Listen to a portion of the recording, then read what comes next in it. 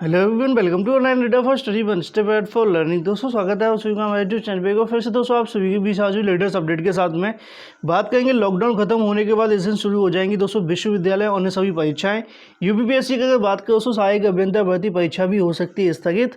जल्द शुरू होगा यूपी बोर्ड कॉपियों का दोस्तों मूल्यांकन। और यूपी की अगर बात करें दोस्तों, पूल टेस्टिंग में पहला राज्य बना है। वहीं अगर बात करें यूपी में 78 नए मरीज देखने के लिए मिले हैं। रेलवे में नई भर्तियां नहीं होंगी। अगर हम बात करें दोस्तों, कर्मचारियों की भी छटनी होने वाली है। तो वीडियो को लाइक एंड शेयर करना बिल्कुल ना भूलें। जिन्होंने अभी तक चैनल को सब्सक्राइब नहीं किया, चैनल को सब्सक्राइब कर लें, साथ में बेल आइकन को दबा लें, जैसे कि आप सभी को लेटेस्ट वीडियोज़ के नोटिफिकेशन मिलते हैं। चलिए दोस्तों वीडियो शुरू करते हैं। शुरुआत कोरोना की अपडेट से करेंगे। जैसा कि दोस्तों आप सभी को पता है कि लगातार मामले बढ़ते हुए दिखाई दे रहे हैं, लेकिन पिछले 24 घंटे के अंदर दोस्तों मामलों में कमी आई है। जैसा कि दोस्तों 1400 और साथ में 1000 तक पहुंचते हुए दिखाई दे रहे थे, वहीं पर दोस्तों 826 24 घंटे के अंदर देखने के लिए मिले हैं। तो टोटल केसेस की संख्या 12,759 हो गई है। 420 लोगों की डेथ हुई है, 1515 दोस्तों लोग ठीक भी हुए हैं। वहीं विश्व की बात करें दोस्तों, 21 लाख के आसपास ये आंकड़ा पहुँच चुका है, इससे ऊपर ही है। और डेथ की संख्या भी दोस्तों 1.5 लाख के आसपास जाती हुई दिखाई दे रही है। अमेरिका में 6.5 लाख के आसपास दोस्तों संक्रमित हुए हैं। तो ये तो बात होगी दोस्तों कोरोना को लेकर। वहीं अगर हम बात करें परीक्षाओं को लेकर, जैसा कि दोस्तों आप सभी को होता है कि लॉकडाउन बढ़ने की वजह से तमाम परीक्षाएं, प्रतियोगी परीक्षाओं की बात करें, विश्वविद्यालय की परीक्षाओं की बात करें, स्कूल की बात करें या फिर दोस्तों कॉलेज की बात करें, ऐसी कोई परीक्षा नहीं दोस्तों जो कि देश के अंदर ना हो दोस्तों, स्थगित ना हो। तो अब स्थगित हो जाने की वजह से काफ़ी लोगों के मन में सवाल है कि परीक्षाएं कब होंगी कब नहीं होंगी।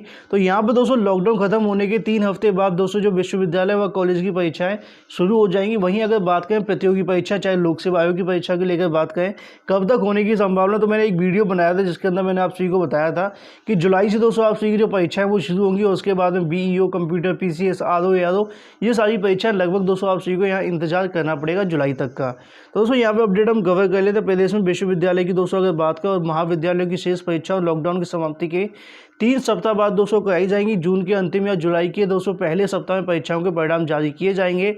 बृहस्पतिवार को उप मुख्यमंत्री डॉक्टर दिनेश शर्मा ने अध्यक्षता में हुई बैठक में दोस्तों शिक्षा कमेटी की बैठक में यह निर्णय लिया है कि उप मुख्यमंत्री ने कहा कि दोस्तों शैक्षिक सत्रों की नियमित करने के लिए आवश्यकता पड़ने पर कक्षा में पठन पाठन अवधि बढ़ाई जाएगी। और साथ में ग्रीष्म व दोस्तों शीतकालीन अवकाश कम करने का विचार होगा। साथ में लॉकडाउन समाप्ति के बाद विद्यार्थियों को 3 सप्ताह का दोस्तों समय तैयारी के लिए दिया जाएगा। बैठक में शैक्षिक चैनल गठित दोस्तों करने की एक ही चांसलर विनय कुमार पाठक की अध्यक्षता में कमेटी गठित करने का निर्णय किया गया। कमेटी में बेसिक शिक्षा महानिदेशक विजय किरण आनंद, विशेष सचिव माध्यमिक शिक्षा राजेश कुमार, विशेष सचिव की बात करें उच्च शिक्षा मनोज कुमार एवं दोस्तों विशेष सचिव की यहाँ बात की जाए प्राविधिक शिक्षा सुनील चौधरी को भी दोस्तों यहाँ सदस्य नियुक्त किया गया। साथ में समिति 1 सप्ताह में अपनी रिपोर्ट पेश करेगी। प्राविधिक शिक्षा के अधिकारियों ने बताया कि ऑनलाइन टीचिंग में 65% कोर्स पूरा हो गया। और साथ में अगर बात करें 2470 लेक्चर ऑनलाइन अपलोड किए गए हैं। तो आने वाले समय के अंदर जैसे ही लॉकडाउन हटता है तो दोस्तों 3 हफ्ते के अंदर आप सभी की जो परीक्षा वो करा ली जाएंगी। और साथ में ये भी कहा गया कि गर्मी और दोस्तों सर्दियों की जो छुट्टी होती है उनको भी यहाँ पे दोस्तों कटौती करने के आदेश। तो ये तो बात होगी दोस्तों परीक्षाओं को लेकर। वहीं अगर हम बात करें दोस्तों अपनी अगली अपडेट के बारे में, जो कि है दोस्तों लोक सेवा आयोग को लेकर। लोक सेवा आयोग का दोस्तों पूरा का पूरा परीक्षा कैलेंडर बिगड़ गया है। ऐसे में दोस्तों जो है उम्मीद की जा रही है कि आने वाले समय के अंदर कोई नया कैलेंडर आप सभी को देखने के लिए मिलेगा। लेकिन यहाँ पर दोस्तों एक और परीक्षा होने वाली जो कि दोस्तों 7 जून को है, जिसका नाम है सहायक अभियंता भर्ती परीक्षा। इस पर भी दोस्तों अभी आसार है कि परीक्षा स्थगित होने की पूरी संभावना है। लॉकडाउन के बढ़ने के कारण इस परीक्षा भी दोस्तों टलने के आसार दिखाई दे रहे हैं। लेकिन जब तक आप सभी अपनी तैयारियों को पूरा करते हैं, जो भी अपडेट होगी आप सभी को दी जाएगी। लॉकडाउन बढ़ने के कारण अगर बात करें दोस्तों, जो परीक्षा होने वाली है सहायक अभियंता भर्ती को लेकर भी ऊहापोह की स्थिति बनी हुई है। उत्तर प्रदेश लोक सेवा आयोग के कैलेंडर में यह परीक्षा 7 जून को प्रस्तावित है। लेकिन अब इस बार दोस्तों जो है भर्ती के टलने के आसार हैं। इस परीक्षा की अगर बात करें 7 साल बाद होने जा रही है। पिछली बार 2013 में सम्मिलित राज्य अभियंता सेवा परीक्षा के दोस्तों तहत सहायक अभियंता और अवर अभियंता के पदों की दोस्तों भर्ती के लिए विज्ञापन जारी किया गया था। और साथ में यह भर्ती 6 साल बाद पूरी हुई। हालांकि दोस्तों इस बार सहायक अभियंता भर्ती पदों की दोस्तों जो विज्ञापन वो जारी किया गया। इसके तहत सहायक अभियंता के सामान्य चयन की अगर बात करें 692 पदों के विशेष चयन की दोस्तों 20 पदों पर भर्ती होनी है। यह भर्ती सिंचाई विभाग, लघु सिंचाई विभाग के दोस्तों जो सारी की सारी पोस्ट हैं इन पदों पर दोस्तों होने वाली है। तो अब ऐसे में दोस्तों आवेदन प्रक्रिया पूरी हो चुकी है। आवेदन की बात करें पिछले साल 30 दिसंबर से शुरू हुआ था, जिसकी दोस्तों अंतिम तिथि 30 जनवरी निर्धारित की गई थी। लॉकडाउन के कारण आयोग दोस्तों सभी कामकाज ठप हुए गए। अगर हम बात करें लॉकडाउन के बाद आयोग के पेपर सेटिंग, केंद्र निर्धारण और साथ में प्रवेश पत्र दोस्तों जारी किए जाने हैं। प्रक्रिया समय दोस्तों परीक्षा में संबंधित कई औपचारिकता पूरी करनी होंगी।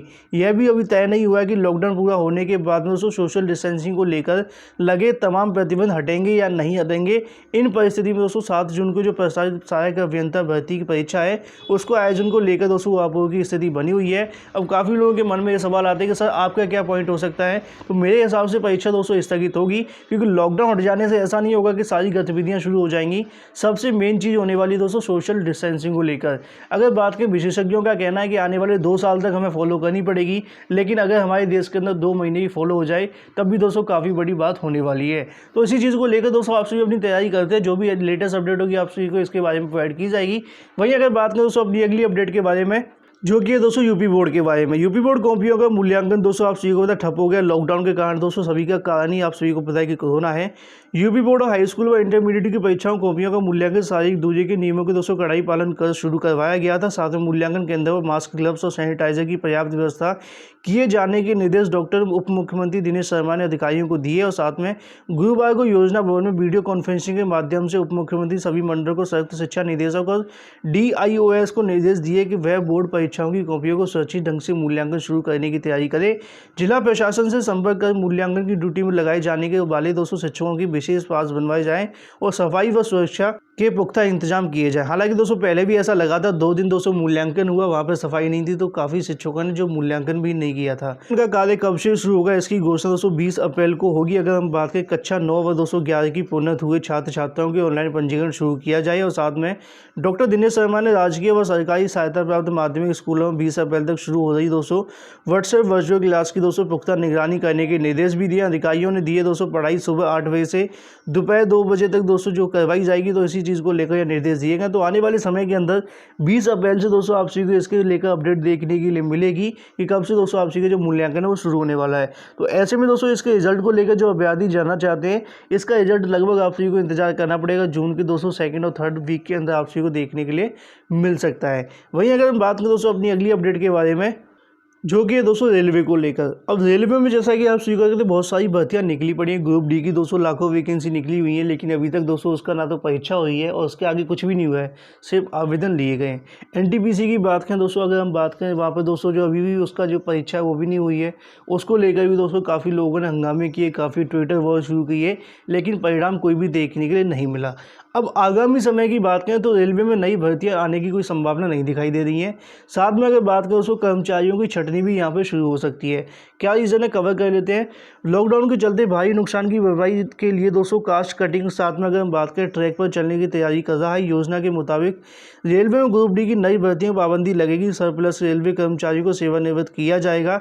इसके साथ ही बड़े शहरों में टिकट काउंटर यानी पैसेंजर रिजर्वेशन सिस्टम को बंद किया जाएगा। रेलवे दस्तावेजों के मुताबिक बुकिंग क्लर्क, सुपरवाइजर, TT और कैंडर दोस्तों समाज दस्तावेज के अनुसार लॉकडाउन से होने वाले दुष्प्रभाव को कम करने के लिए 17 जोनल रेलवे कॉस्ट कटिंग पर विचार विमर्श किया जा रहा है। इसमें प्रमुख सुझाव की अगर बात करें, रेलवे ग्रुप डी की नई भर्तियों को पूरी तरह से रोक लगाना है। इसमें चपरासी से लेकर दोस्तों गैंगमैन, ट्रैकमैन, पॉइंटमैन आदि शामिल हैं। इसके अलावा विभिन्न रेलवे जोन की यहाँ बात की जा रही है। तो मतलब आप समझ सकते हैं कि ग्रुप डी की वैकेंसी आने वाले समय के अंदर नहीं आई। अब जो वैकेंसी निकली हुई है उसको लेकर लगभग 500-500 रुपये के आवेदन किए गए थे। करोड़ों लोगों ने इसमें आवेदन किए हैं, लेकिन अभी तक दोस्तों ना तो उसकी परीक्षा हुई है और कब होगी इसको लेकर भी दोस्तों संशय बना हुआ है।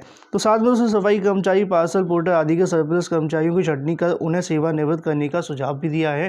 तो यहाँ पे दोस्तों अगर हम बात करें लॉकडाउन से कहीं ना कहीं बेरोजगारी तो बढ़ेगी आने वाले समय के अंदर। मैंने एक दोस्तों वीडियो भी बनाया था जिसके अंदर आपको बताया था कि लगभग बेरोजगारी दर दोस्तों जो 8.4 थी लॉकडाउन शुरू होने से पहले, लेकिन जब लॉकडाउन शुरू हुआ उसके 2 दिन बाद दोस्तों जो आंकड़ा निकला है वो 23.205 के आसपास देखने के मिला था, जो कि शहरी में था। ग्रामीण के अंदर लगभग अगर बात करें 30.8 के आसपास था। तो उसका दोस्तों आप सभी यहाँ पे भी देख सकते हैं। अगर बात करें ऐप से जनरल टिकट बुकिंग करने की सिफारिश, इसके अलावा ट्रेनों में सफाई के लिए ऑन बोर्ड दोस्तों हाउस कीपिंग स्कीम को लेकर दोस्तों बजट 50% कम करने को कहा गया है।